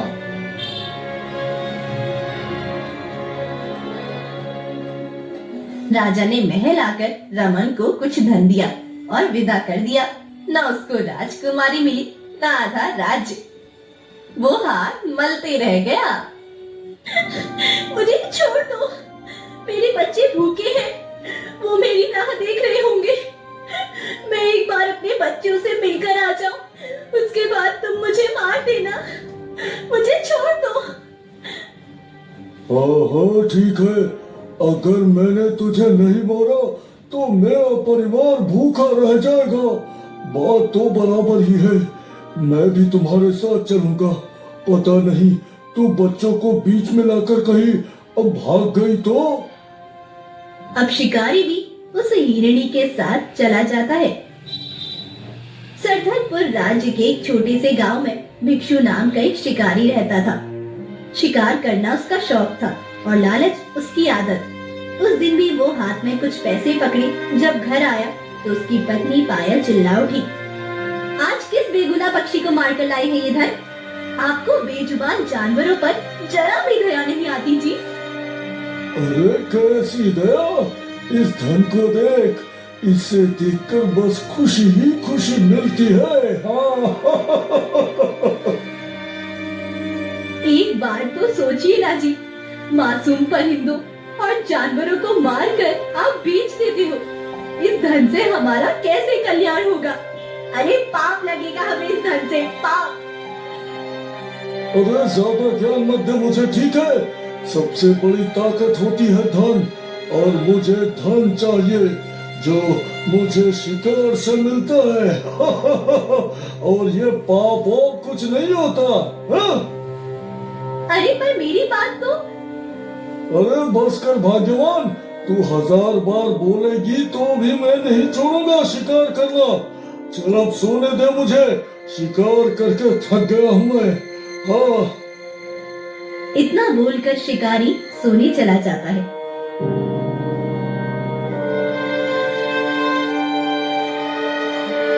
ये शिकारी का रोज का था। वो हर रोज जाता और मासूम जानवरों और परिंदों को मार गिराता। इतना धन कमाने के बावजूद भी उसका लालच बढ़ते ही जा रहा था। ਅੱਖਾਂ ਵਿੱਚ ਚਮਕਦੇ ਸੁਪਨੇ ਅਤੇ ਦਰਸ਼ਨ ਦੀ ਇੱਛਾ, ਹਰ ਰੋਜ਼ ਇੱਕ ਨਵੀਂ ਯਾਤਰਾ, ਹਰ ਦਿਨ ਪੂਰੇ ਹੁੰਦੇ ਸੁਪਨੇ।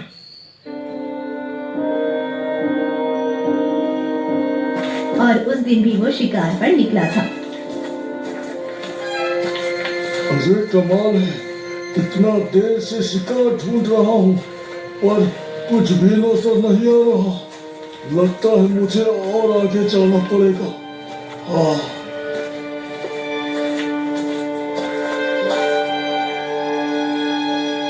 शिकारी शिकार की तलाश में चलते चलते काफी दूर निकल जाता है। तभी उसकी नजर एक खूबसूरत से पेड़ पर पड़ती है जिस पर एक तोता होता है। वो बेहद ही खूबसूरत और बाकी तोते से काफी अलग था। वो एक डाल से दूसरी डाल पर उछल कूद कर रहा था। उसे देख शिकारी की आंखें खुशी से चमक उठी। अरे ये तोता तो कोई आम तोता नहीं लगता, कुछ तो खास है इसमें। ये बड़ा कीमती मालूम होता है, पर इसको मार दूं या फिर शिकारी गहरी सोच में डूब जाता है।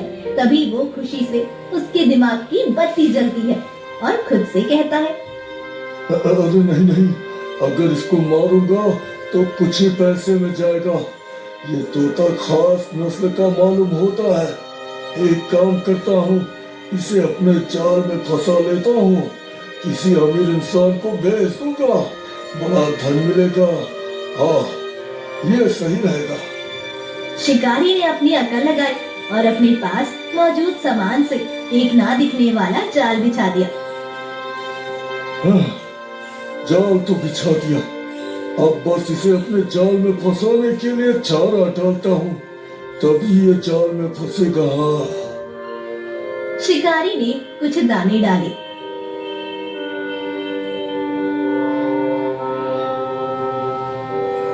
तभी तोते की नजर दानों पर पड़ी तो तोता खुशी से चीख उठा, अरे वाह, इतने लजीज दाने और साथ में मिर्ची भी।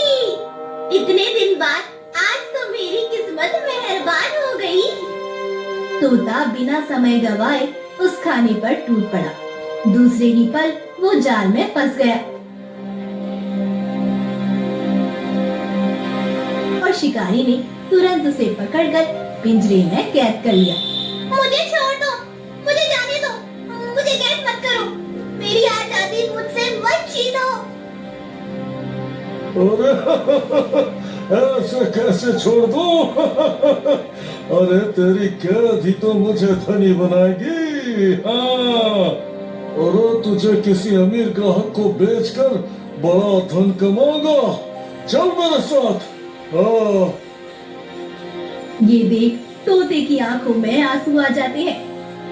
इतना बोझ शिकारी तोते को लेकर अपने घर की तरफ चलने लगता है, पर तोता लगातार शिकारी के सामने गिड़गिड़ा रहा था, पर शिकारी ने उसकी एक ना सुनी। जब तोते के रोने से शिकारी तंग आ गया तो वो वहीं रुक गया और बोला, देखो मैंने कहा ना, कितना भी बोल लो मैं तुमको नहीं छोड़ूंगा, क्योंकि मुझे धन चाहिए, धन। हाँ। ठीक है, अगर तुमको धन ही चाहिए तो मैं तुमको इससे कई ज्यादा धन दिला सकता हूँ, पर उसके लिए आपको मेरी बात माननी होगी। और मैं कैसे तुम पर भरोसा कर लूं? हाँ? क्योंकि मैं कोई आम तोता नहीं हूँ। मैं भविष्य देख सकता हूँ, कब कहाँ क्या होने वाला है मैं सब पता लगा सकता हूँ, और अपनी किसी खूबी से मैं तुमको इससे अधिक धन दिला सकता हूँ। बस शर्त ये है कि तुम मुझे इस पिंजरे में कैद नहीं करोगे। मैं तुम्हारे साथ ऐसे ही तुम्हारे घर चलने के लिए तैयार हूँ। ये सुनकर कुछ पल के लिए शिकारी सोच में पड़ जाता है। कुछ देर सोचने के बाद वो तोते से कहता है, हाँ ठीक है, मैं करता हूँ तुम्हें आजाद, और अगर मुझे धोखा देने का सोचा भी तो देख लेना, मैं जान ले लूंगा तुम्हारी। हाँ ठीक है मालिक, आज से आप मेरे मालिक हुए। मेरे होते हुए आपको धन की कमी नहीं होगी। कारी तोते को पिंजरे से आजाद करके उसे घर ले आ।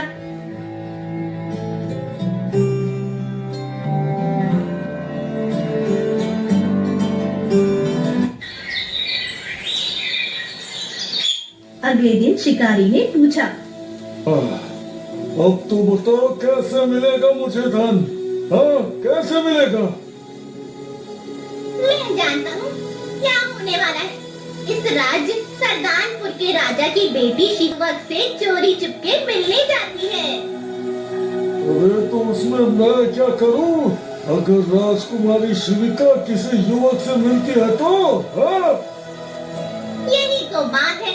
राजकुमारी जिस युवक से मिलती है वो राजकुमारी का फायदा उठाना चाहता है और राजकुमारी को मूर्ख बना रहा है। और यही बात तुमको राजा को बतानी होगी, जिसके बदले राजा तुमसे खुश होकर तुमको धन दे देगा। हाँ, ठीक है, देखता हूँ तुम्हारी बात सही साबित होती है या नहीं। मैं भी जाता हूँ राजमहल। हाँ। थोड़ी ही देर में शिकारी राजमहल की ओर निकल जाता है।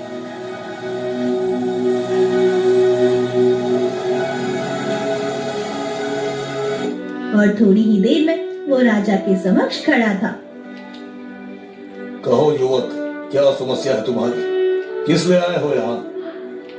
अरे समस्या मेरी नहीं महाराज, समस्या तो आपकी है, आपकी। एक मामूली से युवक होकर तुम हमसे ऐसे बात कैसे कर सकते हो? तुम्हें इस गुस्ताखी की सजा मिल सकती है, तुम्हें पता है ना? गुस्ताखी माफ महाराज, पर जो मैं बताने जा रहा हूँ उससे आप और भी क्रोधित हो जाएंगे। पर मैं आपको केवल सच बताना चाहता हूँ। हाँ। अच्छा, तो कहो क्या कहना चाहते हो? महाराज, आपकी बेटी राजकुमारी शिविका आपसे झूठ बोलकर दूसरे गांव के युवक से चोरी छुपके मिलने जाती है। हाँ। ये सुनकर महाराज गुस्से से आग बबूला होकर अपने सिंहासन से खड़े हुए और चिल्ला उठे, क्या इस दुस्साहस के लिए हम तुम्हें कारावास में डाल देंगे? जानते भी हो क्या बोल रहे हो? हाँ महाराज, मैं केवल सच बोल रहा हूँ, सच। परंतु हमारी बेटी कैसे किसी से मिल सकती है? वो तो अपनी सहेली सखियों के साथ घूमने जाती है। अरे वो सहेलियों का बहाना कर उस युवक से मिलने जाती है महाराज। और सबसे जरूरी बात महाराज, वो युवक सही इंसान नहीं है। राजकुमारी को मोहरा बनाकर वो आपकी दौलत को लूटना चाहता है। हाँ, लूटना। परंतु युवक, हम अपनी बेटी को छोड़कर तुम पर विश्वास क्यों करें? ठीक है महाराज, मैं आपको सबूत ला कर दूंगा। मुझे बस 2 दिन का समय दीजिए। अच्छा ठीक है, दिया समय, परंतु ध्यान रहे, अगर सबूत नहीं ला पाए तो तुमको कारावास में डाल दिया जाएगा। हो ठीक है महाराज, मुझे मंजूर है।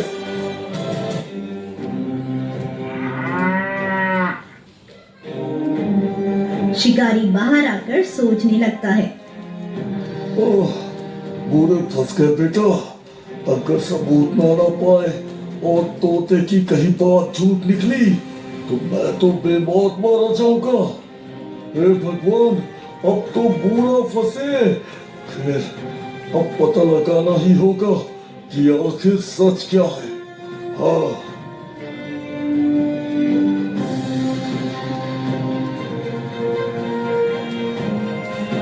अगले दिन सुबह होते ही शिकारी महल के बाहर पहुंच जाता है। जैसे ही राजकुमारी महल से बाहर निकली तो शिकारी उसका पीछा करने लगा।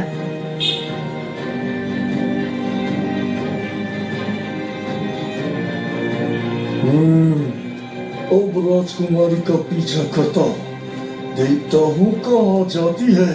हाँ।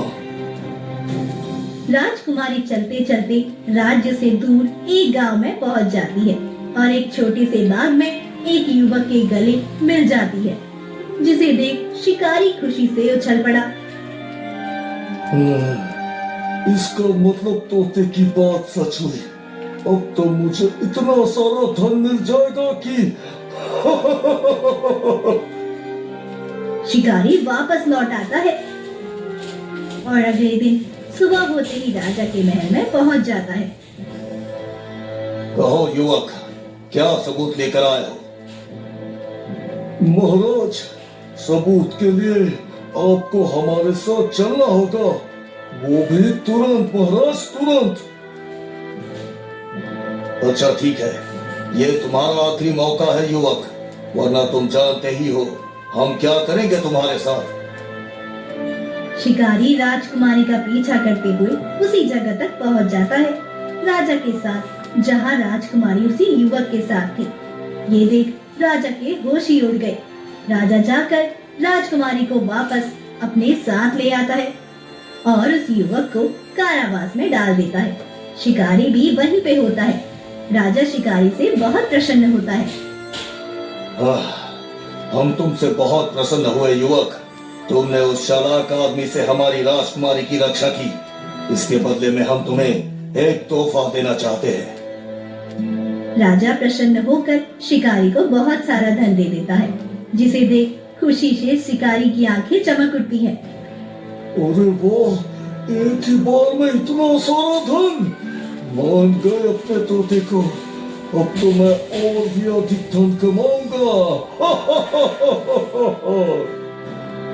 अरे क्या हुआ युवक, कहाँ खो गए? कहीं नहीं महाराज, मैं चलता हूँ। धन के लिए धन्यवाद महाराज। रुको युवक, हम चाहते हैं कि तुम हमारे महल में रुककर कार्य करो और साथ में राजकुमारी की सुरक्षा भी तुम्हें करो। ये सुनकर शिकारी एक पल को सोच में पड़ जाता है। अरे यहाँ काम किया तो बड़ी मेहनत करनी होगी। नहीं नहीं, मैं वापस घर जाकर तोते की मदद से और धन हासिल करूंगा। हाँ, यही बोल देता हूँ महाराज को। नहीं महाराज, मैं ये नहीं कर सकता। मैं अपने काम में बहुत खुश हूँ। आपका धन्यवाद महाराज। अच्छा ठीक है युवक, जैसी तुम्हारी इच्छा। शिकारी वो धन लेकर घर आता है। जैसे ही तोते के पास पहुंचा तो उसके होश उड़ जाते हैं, क्योंकि तोता एकदम निढाल सा पड़ा हुआ था। उसने तुरंत अपनी पत्नी से पूछा, अरे भाग्यवान, क्या किया तुमने मेरे तोते के साथ? अच्छा भला तो छोड़ कर गया था इसको। हाँ? मैंने कुछ नहीं किया जी, ये खुद सुबह से बीमार पड़ गया है। ठीक है, मैं देखता हूँ इसे। शिकारी ने कुछ जड़ी बूटियां तोते को खिलाई, पर उस पे कोई असर नहीं हुआ, जिसे देख शिकारी परेशान हो गया। अगर इसे कुछ हो गया तो मैं और धन कैसे कमाऊंगा? तभी तोता आंखें खोल देता है और कमजोर आवाज में बोलता है, मेरे पास ज्यादा समय नहीं है मालिक। अगर मुझे बचाना है तो काली घाटी गुफा में विशन साधु बाबा के पास जाना होगा। वही मुझे बचाने का उपाय बता सकते हैं। ठीक है, मैं बाबा के पास जाऊंगा, तुम आराम करो। शिकारी को और धन कमाना था, इसलिए वो तोते को मरने नहीं दे सकता था। वो काली घाटी गुफा में विशन साधु बाबा के पास पहुंच जाता है। मेरी मदद कीजिए बाबा, मेरी मदद कीजिए। मुझे मेरे तोते को बचाना है और उसका उपाय केवल आप ही बता सकते हैं बाबा, केवल आप ही बता सकते हैं। उपाय तो बता दूंगा बालक, परंतु क्या तुम कर पाओगे? उस कठिन मोह माया के जाल से भरे रास्ते पर चल पाओगे? हाँ बाबा, आप बस रास्ता बताएं, क्या करना है? रहस्यमयी चमत्कारी पानी जो केवल काल गुफा के पास मिलेगा, जो कि पश्चिम छोर पर है। परंतु याद रहे, वो जल पाना इतना आसान नहीं, खुद की जान को भी दांव लगाना होगा। मुझे मंजूर है बाबा, मुझे हर हाल में अपने तोते को बचाना है। मैं तुरंत ही निकलता हूँ। हाँ बाबा। शिकारी पश्चिमी छोर की तरफ चलने लगता है।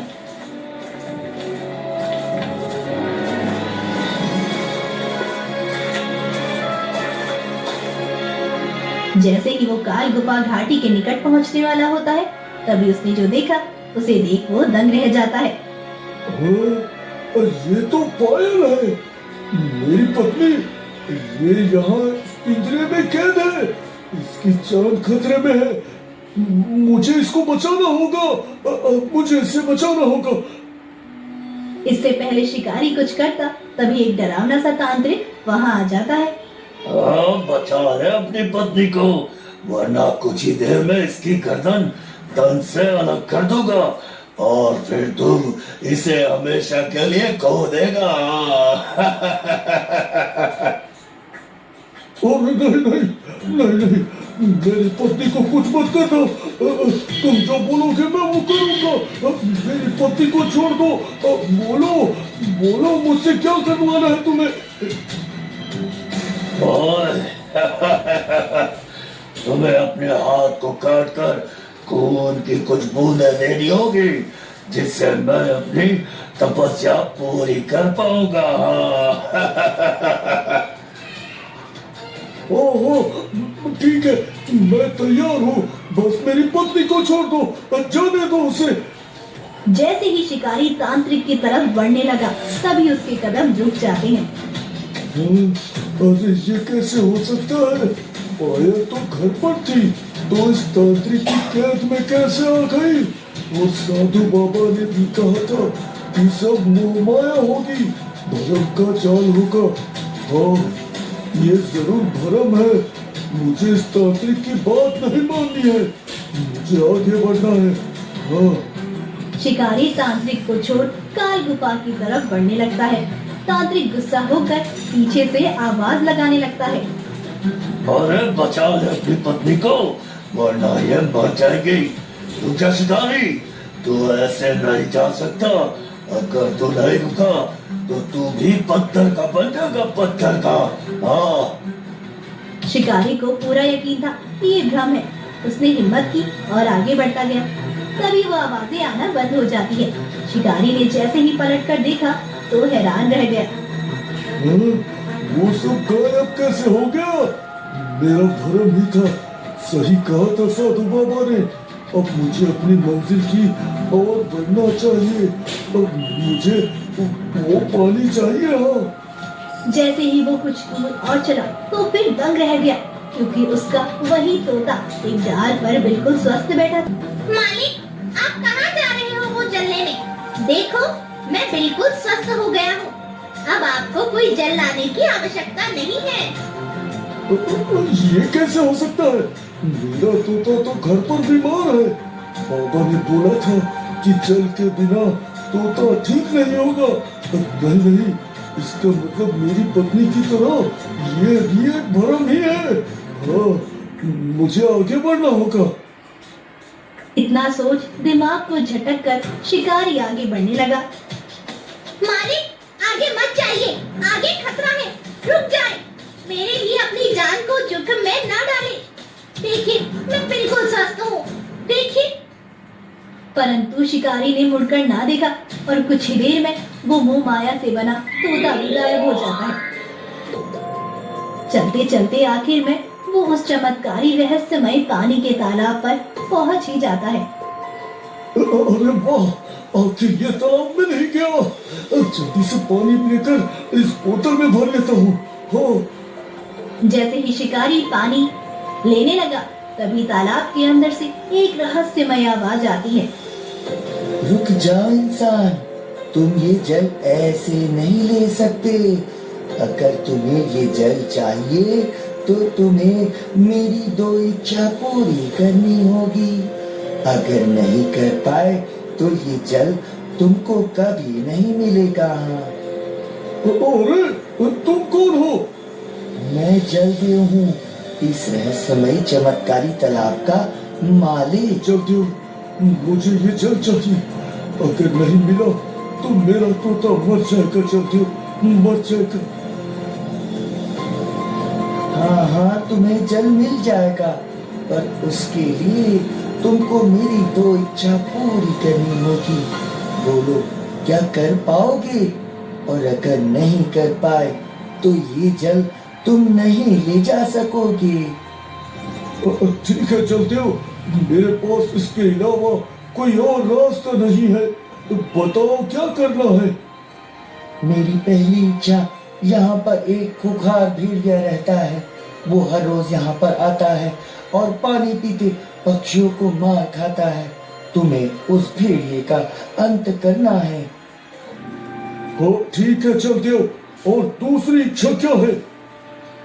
मेरी दूसरी इच्छा, तुम्हें जादुई पेड़ की पत्तियां मेरे पानी के अंदर डालनी होगी, ताकि मैं हमेशा के लिए पवित्र और शुद्ध रह सकूं। अच्छा, ये जादुई पेड़ कहाँ मिलेगा चलते हो। तुम्हें वो जादुई पेड़ पूर्वी छोर की एक गुफा के अंदर मिलेगा, और ये दोनों इच्छा पूरी करने में तुम्हारे पास बस आज का समय है। हाँ ठीक है, अब मैं अभी जाता हूँ, चलते हो। शिकारी जलदेव की दोनों इच्छा पूरी करने के लिए और पास के जंगल में पहुंचकर उस भेड़िए का पता लगाने लगता है। तभी उसने कुछ लोगों को बात करते सुना, जो उसी भेड़िए के बारे में बात कर रहे थे। अरे उस भेड़िए ने तो सबका जीना हराम किया हुआ है। इतना खतरनाक भेड़िया, उसे कोई भी खत्म कैसे करे। हाँ हाँ सही कहा, गांव में तो इतनी हिम्मत किसी में नहीं जो उस खोखार भेड़िए को खत्म कर दे।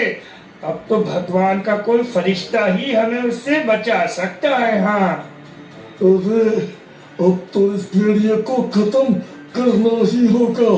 हाँ शिकारी भेड़िया को ढूंढते ढूंढते उसके ठिकाने पर पहुंचा जाता है, पर भेड़िया अपना निशाना लगाए हुए था। वो एक हिरण पर हमला करने वाला था। तभी शिकारी ने फुर्ती से तीर चलाया और तीर भेड़िए को चीरते हुए लगा, जिससे दो ही पल में भेड़िए की दर्दनाक मौत हो जाती है। वाह, एक इच्छा तो पूरा हुआ। अब दूसरा इच्छा के लिए पूर्वी छोर की तरफ जाना होगा। चलो चलता हूँ। चलते चलते शिकारी पूर्वी छोर की उस गुफा तक पहुंच गया।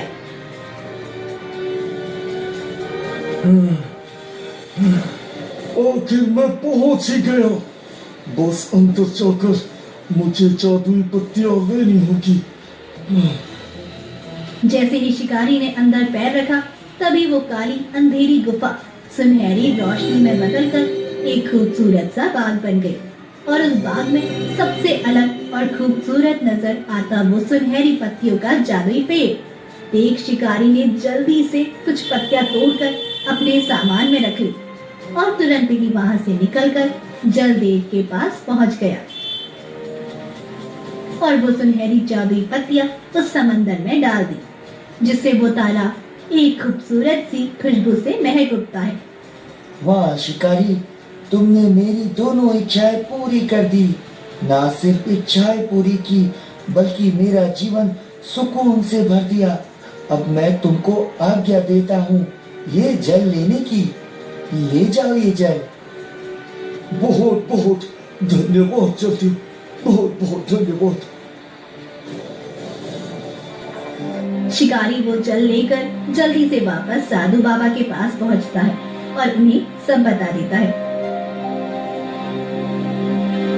तुमने ये जल प्राप्त कर लिया, ये बहुत ही हैरत की बात है। अब मुझे तुम पर गर्व है पुत्र, इसको हर इंसान हासिल नहीं कर सकता था। धन्यवाद बाबा।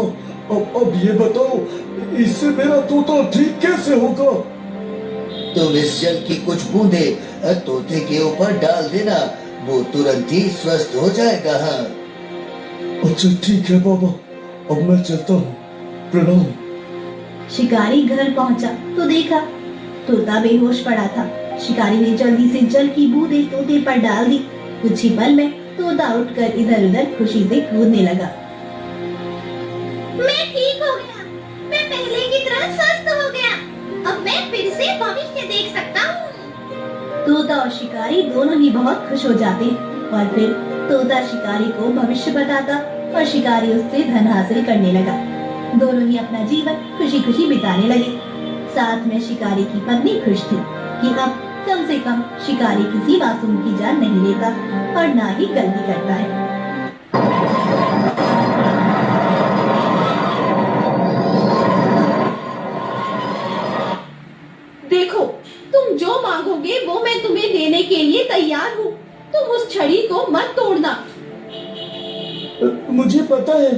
इस छड़ी में तुम्हारी जान बसती है। अगर मैंने इसे तोड़ दिया तो तुम जलकर भस्म हो जाओगी, लेकिन मैं ये गलती नहीं करूंगा। तुम्हारी जान के बदले मुझे सोना, चांदी, हीरे, जेवरात और असरफिया चाहिए। हाँ, ठीक है, मैं तुम्हें ये सब देने के लिए तैयार हूँ। आओ मेरे साथ। अब सतीश उस जादूगरनी के पीछे पीछे चला जाता है। जादूगरनी मौका देखते ही सतीश को एक पिंजरे में कैद कर देती है और सतीश के हाथ से वो छड़ी छीन लेती है।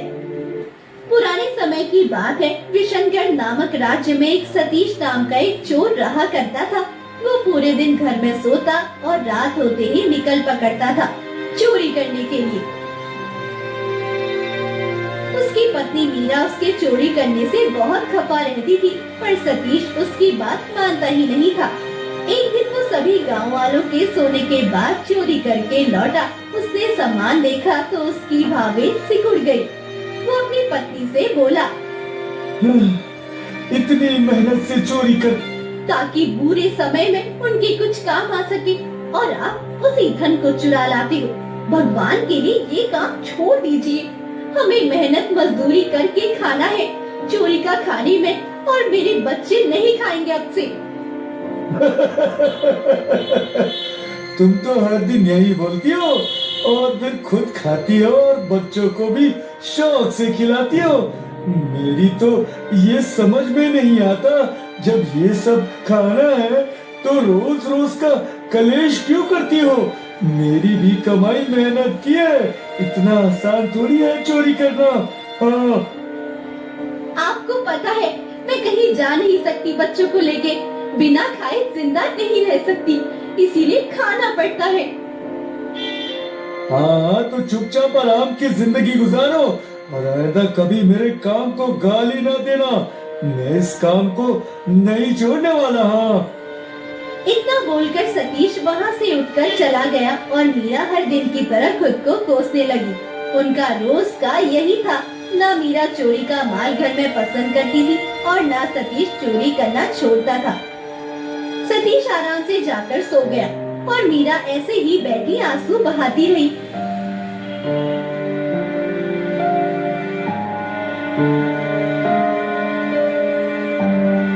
अगले दिन सतीश गांव के पेड़ के नीचे बैठा था, तभी उसने देखा एक बुढ़िया पोटली में कुछ लेके जा रही है। अरे ये बुढ़िया पोटली में क्या लेकर जा रही है?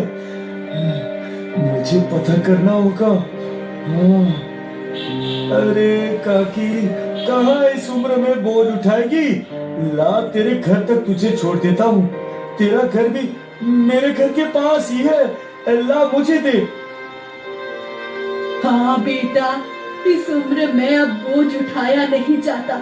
कल बेटी का विवाह है, बस उसी की तैयारी में लगे हैं। विवाह तो कुछ महीने पहले ही हो जाता, फिर तेरे काका ने कहा एक ही बेटी है, ले दे के विदा करेंगे। बस फसल कट गई, अब कल विवाह है बेटी का। अपनी पत्नी और बच्चों को लेकर आना। अरे हाँ हाँ काकी, क्यों नहीं, मैं जरूर आऊंगा। हाँ,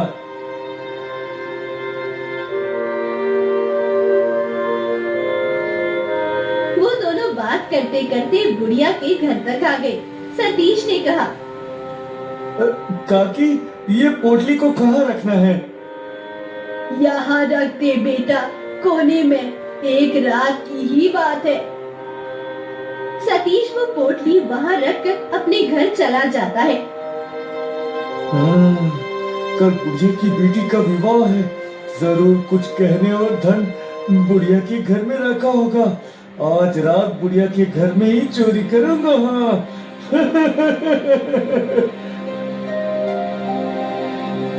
इतना सोचकर वो सबके सोने की प्रतीक्षा करने लगा।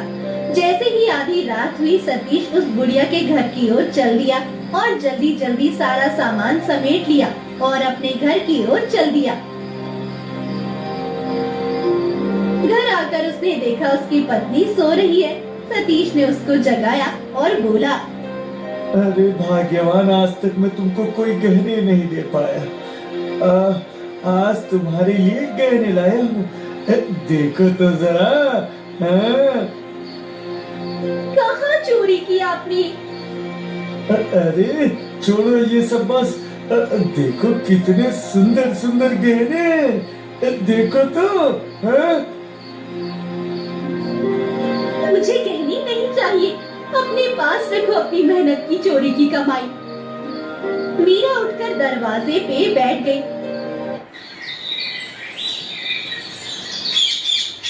वो सवेरे तक ऐसे ही बैठी रही। वो अभी अपनी किस्मत पे आंसू बहा ही रही थी, तभी बाहर से किसी के रोने की आवाज आई। हाय रे भगवान, मैं लुट गई, बर्बाद हो गई। आज ही मेरी पुत्री का विवाह है और कल रात को कोई चोर घर के अंदर घुस आया।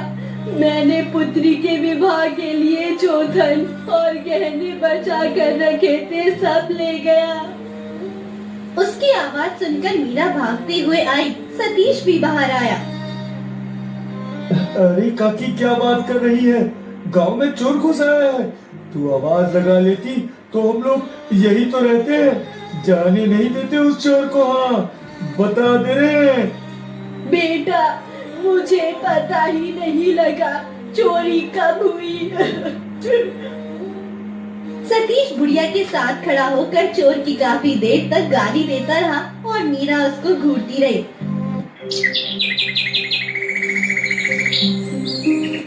कुछ दिन ऐसे ही निकल गए।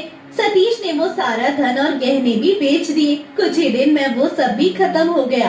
एक दिन वो सोचने लगा, हाँ, मुझे ऐसे ही किसी बड़े खजाने की तलाश है जो सालों साल चले।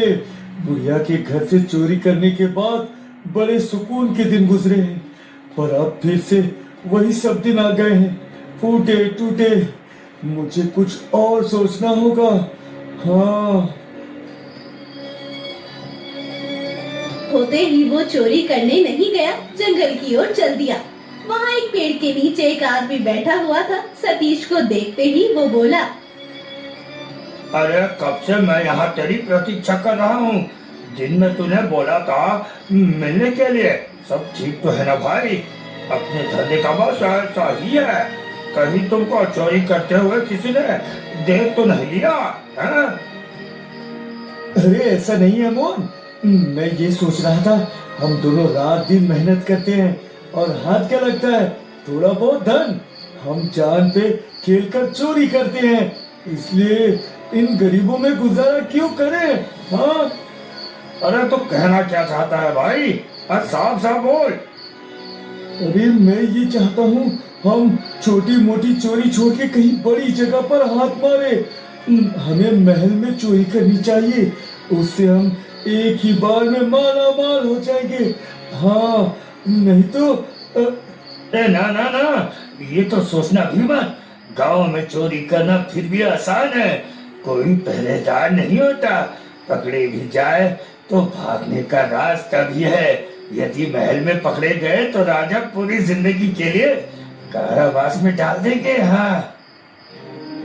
अरे इतने दिनों से चोरी कर रहे हैं, कभी पकड़े गए क्या? नहीं ना। मैं तुमसे कह रहा हूँ, हमें चोरी करते हुए बहुत समय हो गया, हम नहीं पकड़े जाएंगे। मेरी बात मान, एक बार चोरी करेंगे और पीढ़ी की पीढ़ी बैठ के खाएंगे। हाँ नहीं तो। हाँ। मोहन तैयार तो नहीं था, पर सतीश की जिद ने उसको मना ही लिया। वो महल में चोरी की योजना बनाने लगे। अच्छा ठीक है, कल रात को महल में चोरी करेंगे। अब घर चलते हैं, सुबह होने वाली है। हाँ हाँ हाँ ठीक है भाई, अभी घर चलते हैं। वो घर की ओर जा ही रहे थे, तभी उनको घोड़े के चलने की आवाज आती है। सतीश, देखा तूने? इतनी रात को घने जंगल की ओर कोई घोड़े पर जा रहा है। कौन हो सकता है? पूरा गांव चैन की नींद सो रहा है कि कौन है जो इतनी रात को हमारी तरफ बेचैन होकर जंगल की ओर बढ़ रहा है। चलो देखते हैं। तू ठीक कह रहा है भाई, चल चल चलकर देखते हैं। मोहन और सतीश दोनों उस आदमी के पीछे चल देते हैं जो घोड़े पे बैठा हुआ था। अरे मोहन, ये तो महल का मंत्री है। ये इतनी रात को यहाँ पर क्या कर रहा है? हाँ, अरे पता नहीं भाई, यदि ये मंत्री यहाँ है इस समय तो कोई ना कोई गड़बड़ जरूर है।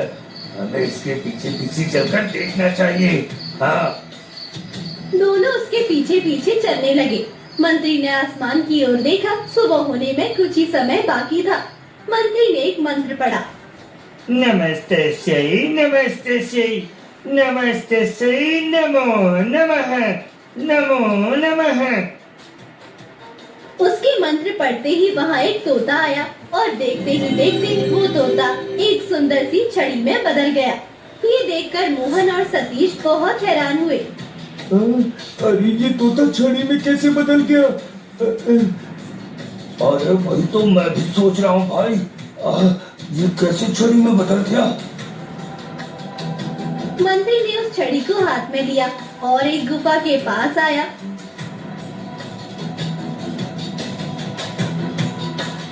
उसने वो छड़ी गुफा की तरफ घुमाई जिससे वो गुफा खुल गई। मंत्री गुफा के अंदर चला गया और वो दोनों बड़े हैरान हुए। अरे इस छड़ी से गुफा का द्वार कैसे खुल सकता है? अरे हाँ भाई, ये तो कोई जादुई छड़ी है। चुपके से अंदर चलते हैं, चल चल। अंदर गए तो फंस सकते हैं। यही बैठकर मंत्री के वापस आने की प्रतीक्षा करते हैं। हाँ, मगर अंदर जाके देखना भी तो है इस मंत्री ने ऐसा क्या छुपाया यहाँ। यहाँ बैठ के कुछ पता नहीं चलने वाला। हाँ चल चल चल चलते हैं। हाँ भाई मोहन, तू ठीक कह रहा है। चल भाई चल। दोनों अंदर चुपके से चले जाते हैं। वो अंदर आकर देखते हैं तो चौंक जाते हैं।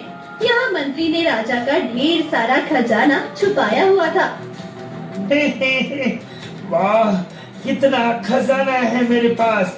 मूर्ख राजा मुझ पे इतना भरोसा करता है, उसको क्या पता मैंने उसके महल से इतना खजाना यहाँ जमा कर लिया है जिससे मेरी पीढ़ी के भी काम आ सके। और ये मेरा अधिकार भी है। मैं इतनी मेहनत जो करता हूँ महल में, आधे खजाने पे तो मेरा अधिकार होना ही चाहिए। मंत्री अपनी खुशी में इतना खोया हुआ था, उसको ये पता ही नहीं लगा दो शातिर चोर उसको अपनी आंखों से देख रही है। और भाई इतना खजाना है, मंत्री के जाने के बाद सारा खजाना घर लेकर जाएंगे। हाँ अरे मंत्री जाएगा भी तो अपनी जादुई छड़ी से इसका द्वार बाहर से बंद करके जाएगा। यहाँ हम खजाने के साथ ही दफन हो जाएंगे। अभी यहाँ से निकलना होगा, बाद में सोचते हैं। खजाने के बारे में हमको पता तो लग ही गया है, खजाना छुपा कहाँ है।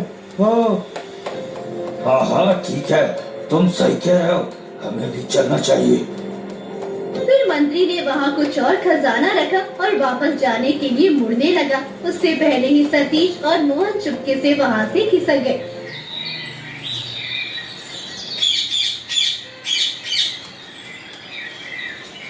अगले दिन मोहन और सतीश करीब किसान बनकर महल गए। सैनिक महल के द्वार पे खड़े थे।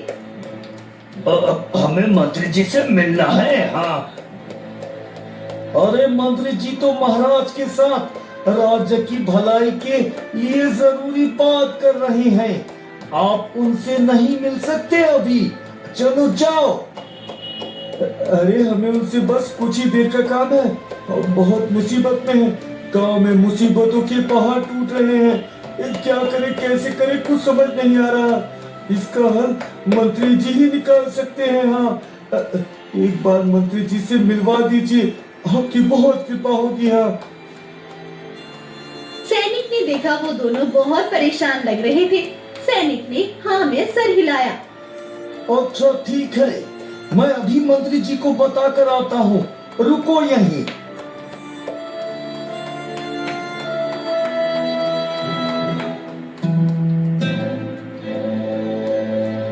थोड़ी देर में वो सैनिक वापस आया।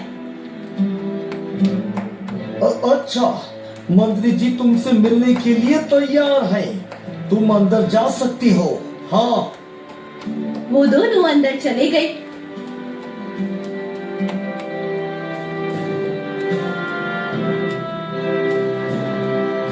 मंत्री जी, आपसे अकेले में कुछ बात करनी है। अरे अकेले में क्यों?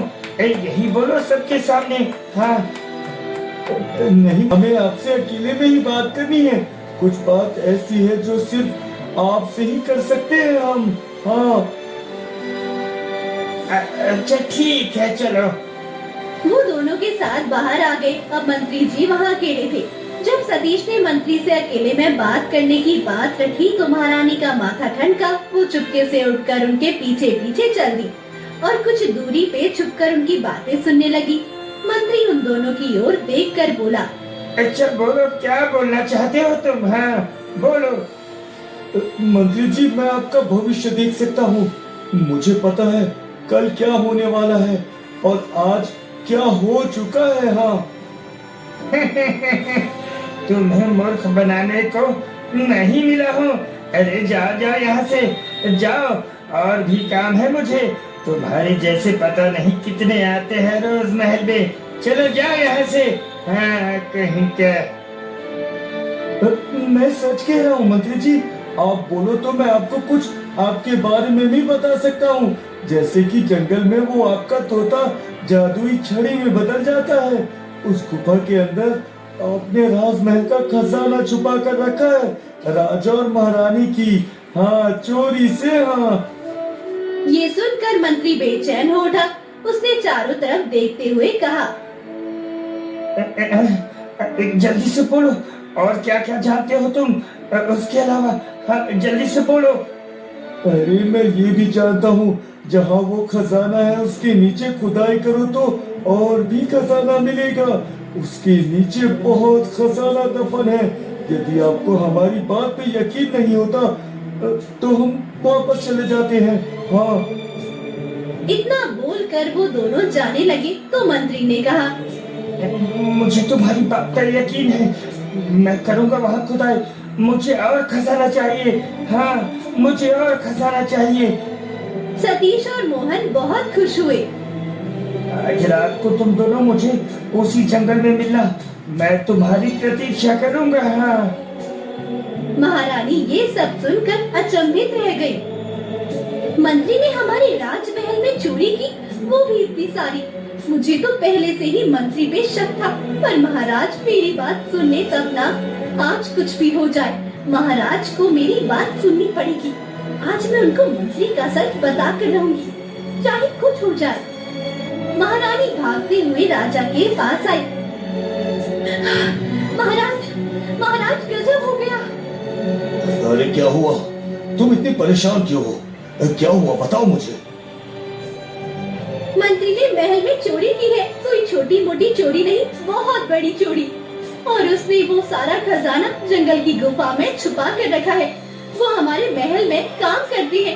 वो हमारे साथ ऐसा कैसे कर सकती है? अरे होश में आओ महारानी, क्या बोलने जा रही हो? वो मंत्री है हमारे, ऐसे नीच काम थोड़ी करेंगे। और रही बात धन की, तो वो जितना चाहे ले सकते हैं। उनको चोरी करने की क्या आवश्यकता है? कोई आवश्यकता नहीं उन्हें चोरी करने की। वही तो महाराज, उनको चोरी करने की आवश्यकता नहीं है, फिर भी उन्होंने चोरी की। पर क्यों? आप पूछिए ना उनसे। मुझे मंत्री पे कई बार शक हुआ, परंतु आपने मेरी एक नहीं सुनी। आज आखिरी बार यकीन कर लीजिए। आज रात को जंगल में उसी खजाने की गुफा को खोलने जाएंगे। उन्होंने शाही खजाना छुपाया है। यदि मेरी बात झूठ हुई तो उसके बाद आप जीवन में कभी भी मुझ पे भरोसा न करना। आखिरी बार, बस आखिरी बार। अरे इतना समय नहीं है हमारे पास जो हम अब औरतों की बातों में आकर अपने होनहार मंत्री को खो दे। आप अपने कक्ष में जाइए और आराम कीजिए। हमें राज्य के अहम कामों को पूरा निपटाना है। महारानी दुखी मन से वहाँ से चली गई और राजा अपने कामों में मशरूफ हो गए। ना जाने आज राजा का मन काम में लग ही नहीं रहा था। बार बार उनको महारानी की बोली हुई बातें याद आ रही थी। राजा अपनी जगह से उठे और टहलने लगे। महारानी को डांटने के बाद उनको कुछ अच्छा नहीं लग रहा था। फिर उन्होंने अपना घोड़ा लिया और जंगल की ओर निकल गए। उनके साथ कुछ सैनिक भी थे। वो उसी जगह पहुँचे जहाँ का पता महारानी ने बताया था। एक जगह उनको चिलम की रोशनी दिखाई दी। राजा वहीं रुक गए।